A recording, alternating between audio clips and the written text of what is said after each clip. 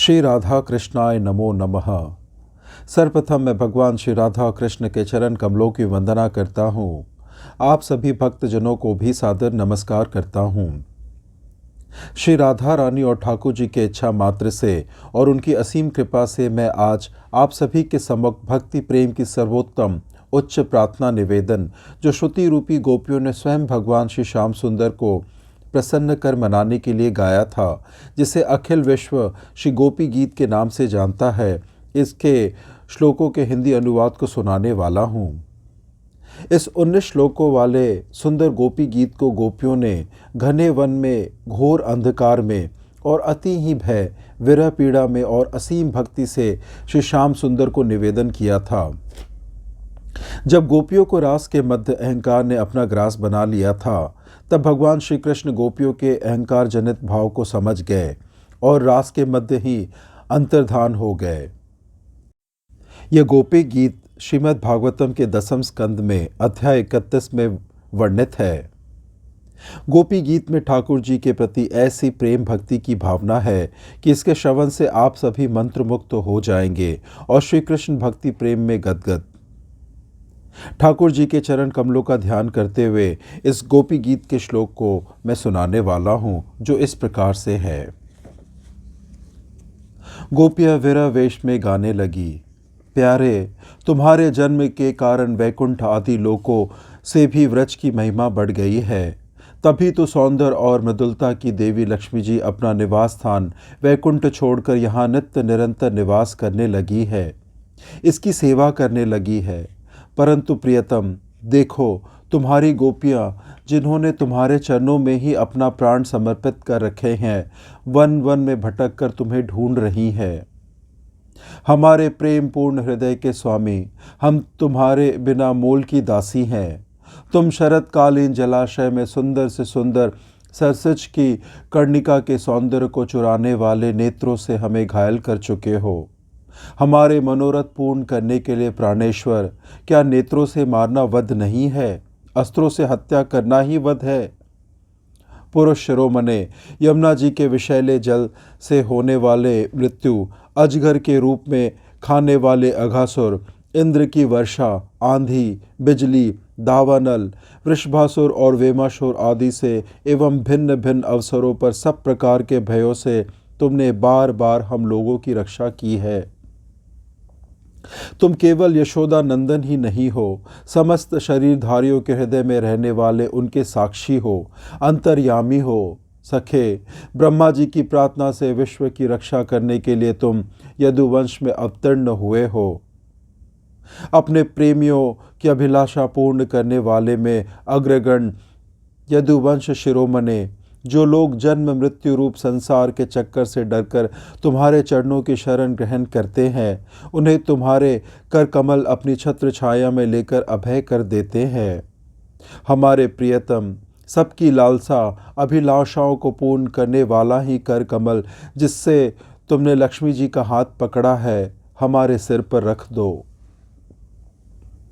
व्रजवासियों के दुख दूर करने वाले वीर शिरोमणे श्याम सुंदर, तुम्हारी मंद मंद मुस्कान की एक उज्जवल रेखा ही तुम्हारे प्रेमी जनों के सारे मान मत को चूर कर देने के लिए पर्याप्त है।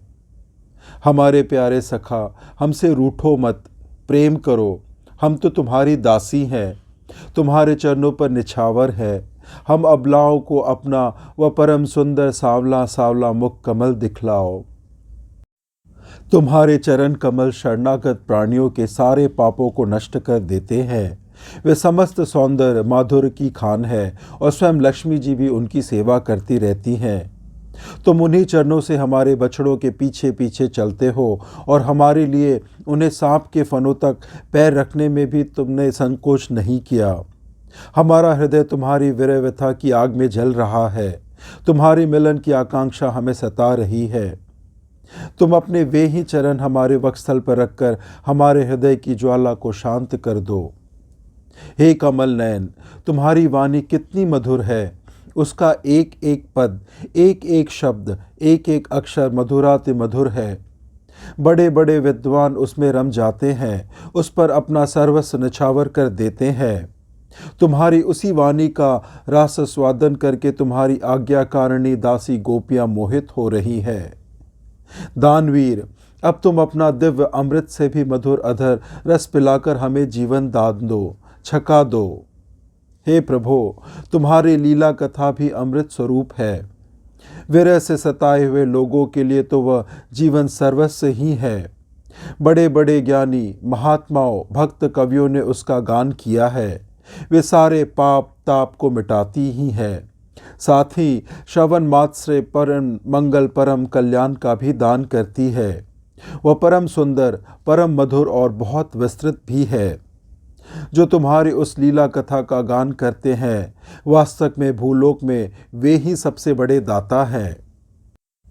प्यारे, एक दिन वह था जब तुम्हारी प्रेम भरी हंसी और चितवन तथा तुम्हारी तरह तरह की क्रीड़ाओं का ध्यान करके हम आनंद में मग्न हो जाया करती थी।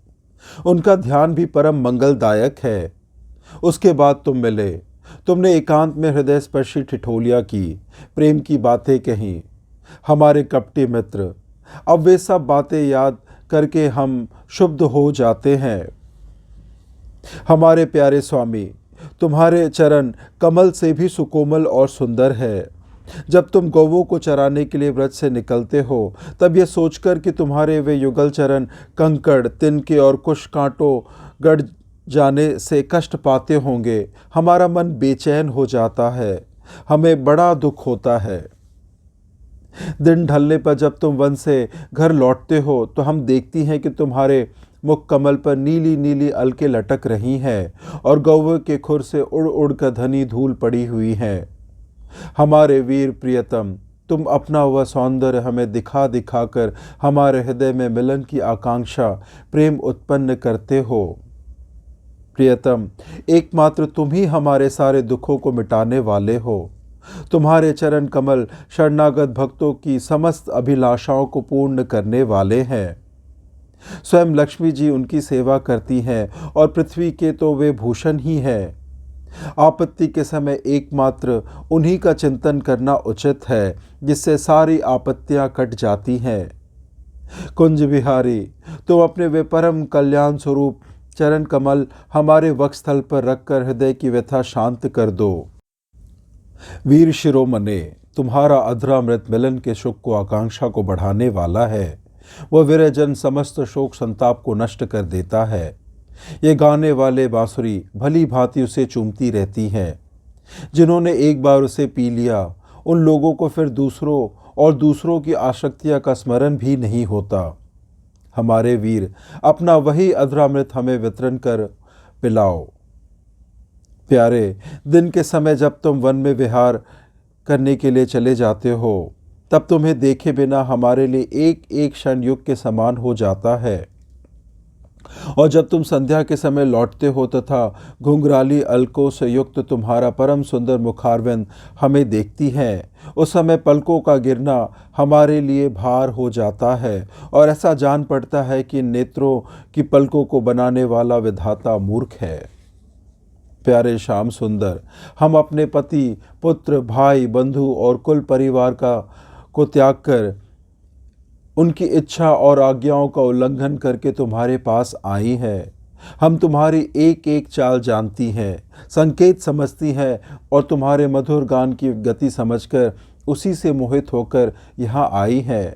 कपटी, इस प्रकार रात्रि के समय आए हुए युवतियों को तुम्हारे सिवा और कौन छोड़ सकता है। प्यारे, एकांत में तुम मिलन की आकांक्षा प्रेम भाव को जगाने वाली बातें करते थे, ठिठोली करके हमें छेड़ते थे। तुम प्रेम भरी चितवन से हमारी ओर देखकर मुस्कुरा देते थे और हम देखती थी तुम्हारा वह विशाल वक्षस्थल जिस पर लक्ष्मी जी नित्य निरंतर निवास करती हैं।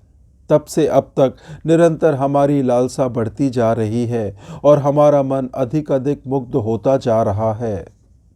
प्यारे, तुम्हारे यह अभिव्यक्ति व्रज वनवासियों के संपूर्ण दुख ताप को नष्ट करने वाली है और विश्व का पूर्ण मंगल करने के लिए है। हमारा हृदय तुम्हारे प्रति लालसा से भर रहा है। कुछ थोड़ी सी ऐसी औषधि दो जो तुम्हारे निर्जनों के हृदय रोग को सर्वथा निर्मूल कर दे। तुम्हारे चरण कमल से भी सुकुमार है। उन्हें हम अपने कठोर स्तनों पर भी डरते डरते बहुत धीरे से रखती हैं कि कहीं उन्हें चोट ना लग जाए। उन्हीं चरणों से तुम रात्रि के समय घोर जंगल में छिपे छिपे भटक रहे हो। क्या कंकड़ पत्थर आदि की चोट लगने से उनमें पीड़ा नहीं होती?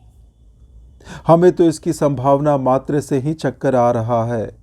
हम अचेत होती जा रही है। हे श्री कृष्ण, श्याम सुंदर, प्राणनाथ, हमारा जीवन तुम्हारे लिए है। हम तुम्हारे लिए ही जी रही हैं। हम तुम्हारी हैं। इस प्रकार से सुमधुर गोपी गीत के 19 श्लोकों की व्याख्या यही संपन्न होती है। आशा करता हूँ कि इसके श्रवण से आप भाव विभोर और उल्लास से भर गए होंगे। श्रवण करने के लिए और अपना बहुमूल्य समय देने के लिए धन्यवाद। श्री राधा कृष्णाय नमो नमः।